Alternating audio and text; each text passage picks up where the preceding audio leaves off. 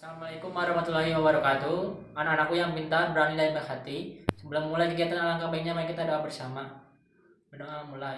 Rabbi zidni ilman warzuqni fahman waj'alni minas sholihin. Amin. Bagaimana kabar hari ini? Alhamdulillah pada sehat dan ceria. Siapa ada bagi yang sedang sakit semoga disehatkan. Anak-anakku yang Bapak banggakan, pada kesempatan ini kalian akan belajar bahasa Indonesia dengan kompetensi dasarnya. 1.2 Mengidentifikasi unsur cerita tentang cerita rakyat dan didengarnya. Adapun indikator pembelajaran adalah 1.2.21 Mengidentifikasi tokoh dan watak dalam cerita rakyat. 1.21 Mengidentifikasi tema cerita rakyat. 1.21 Mengidentifikasi amanat dan cerita rakyat. Siapa di antara kalian yang pernah mendengar cerita rakyat yang berjudul Malin Kundang yang berasal dari Sumatera Barat? Anak-anakku, sekarang kita akan belajar tentang cerita rakyat yang ada di Jawa Barat, yaitu asal-usul Kota Bandung.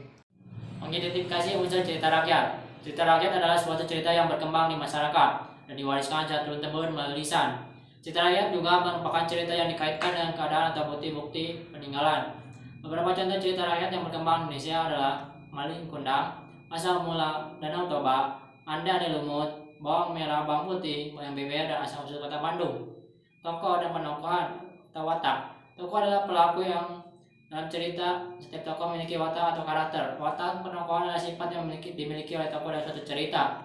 Tema adalah sesuatu yang menjadi dasar cerita. Tema selalu berkaitan dengan berbagai pengalaman kehidupan, seperti masalah cinta, kasih, rindu, takut, rajiu, dan sebagainya. Dalam hal tersebut, tema sering diartikan sebagai ide atau tujuan utama cerita. Amanat adalah pesan yang ingin disampaikan oleh pengarang dalam sebuah karya sastra. Pada kalanya amanat berupa pesan moral. Silakan tonton dan simak oleh kalian. Lihat tayangan video cerita rakyat asal-usul Kota Bandung ini dengan teliti. Bandung memiliki kisah asal-usulnya. Pada suatu waktu nan lampau, tersebutlah seorang sakti yang bernama Empu Wisesa. Empu Wisesa memiliki seorang putri nan jelita yang bernama Sekar. Selain seorang putri, Empu Wisesa memiliki 2 orang murid yang bernama Wira dan Jaka. Belasan tahun sebelumnya, ketika Empu Wisesa masih muda, Gunung Tangkuban Perahu meletus. Lahar Gunung Tangkuban Perahu menerjang desa-desa di sekitarnya sehingga menimbulkan korban jiwa yang tidak sedikit. Sementara itu, lahar Gunung Tangkuban Perahu masih terus menyala hingga belasan tahun berikutnya. Selain merawat Wira dan Jaka dengan penuh kasih sayang, Empu Wisesa juga mengajarkan berbagai ilmu kepada keduanya. Bukan hanya ilmu bela diri, Empu Wisesa juga mengajarkan tentang kearifan hidup. Meskipun tanpa diawasi oleh Empu Wisesa, Wira tetap berlatih dengan tekun dan penuh semangat. Sedangkan Jaka, kerjanya hanya bermalas-malasan ketika tidak ada Empu Wisesa.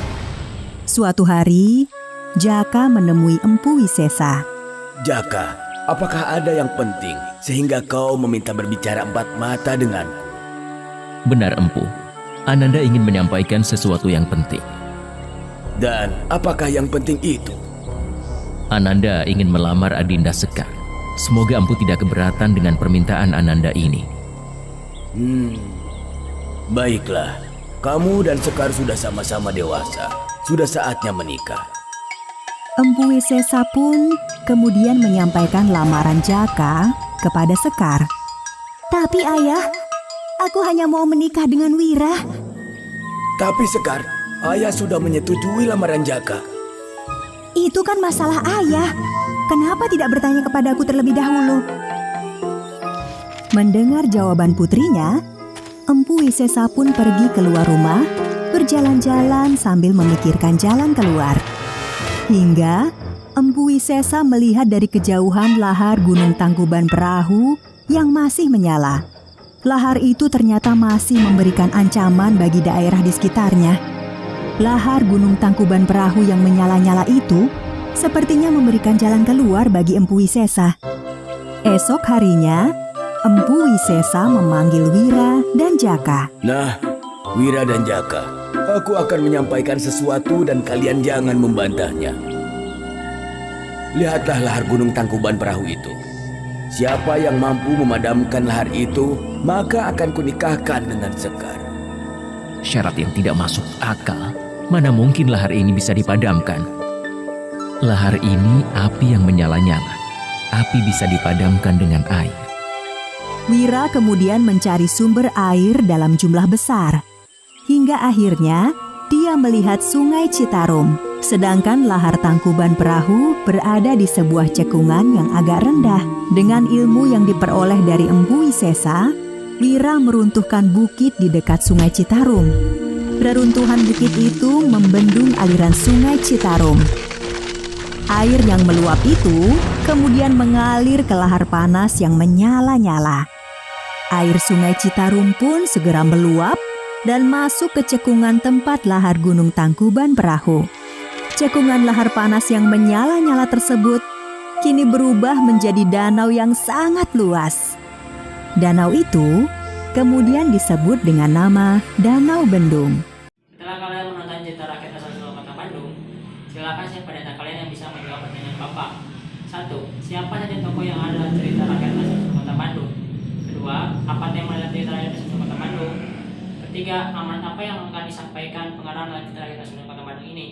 Nah, sekarang supaya kalian lebih memahami tentang cerita rakyat, silakan kalian buka Google Classroom-nya lalu baca 5 cerita rakyat asal-usul Kota Danau Toba, tulis dan jawab tugasnya. Setelah selesai menjawab, kirimkan lewat Google Classroom. Selamat mengerjakan. Anak-anakku, alhamdulillah kita telah selesai melaksanakan kegiatan pembelajaran bahasa Indonesia hari ini. Semoga kita dapat mengambil hikmah dari cerita rakyat tersebut. Di antaranya kita harus terus tekun dalam belajar, bekerja keras, dan tidak memaksakan kehendak kita kepada orang lain. Insya Allah semua keinginan kita akan dikabul oleh Allah dan hidup sejahtera. Mari kita akhiri bersama dengan mengucapkan hamdalah bersama-sama. Alhamdulillahirabbil alamin. Jangan lupa tetap jaga terus protokol kesehatan supaya terhindar dari COVID-19. Akhirul kalam. Wassalamualaikum warahmatullahi wabarakatuh.